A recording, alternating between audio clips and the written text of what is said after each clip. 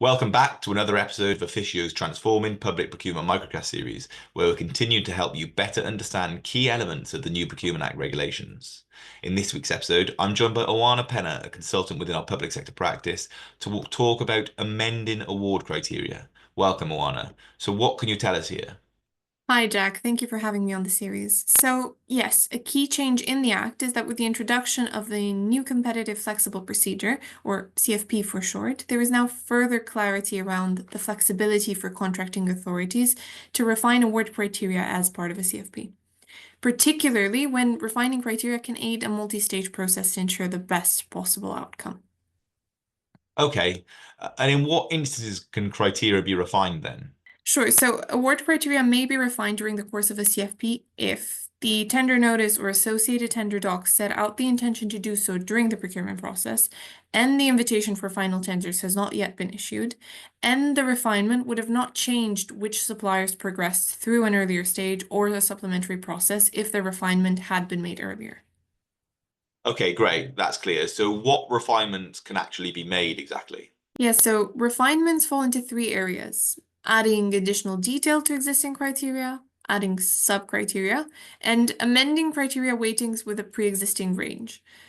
These refinements allow buyers to deal with changes in circumstances during the process, or because in a multi-stage CFP, the full details of the criteria to be applied at later stages are not fully known at the outset.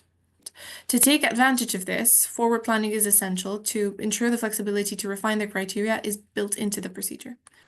So that makes sense and leads me to the last question on my mind, actually. So, how do you build the ability to refine criteria into a competitive flexible procedure? Sure, so there are four steps to remember. One is to set out the ability or intent to refine the award criteria in the tender notice or the associated tender docs.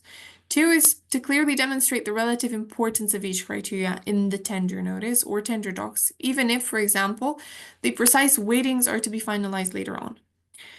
Three is to allow the time in the CFP timeline to make refinements, including any republishing requirements. And four is to make sure any refinement would not alter the outcome of any earlier rounds of supplementary processes.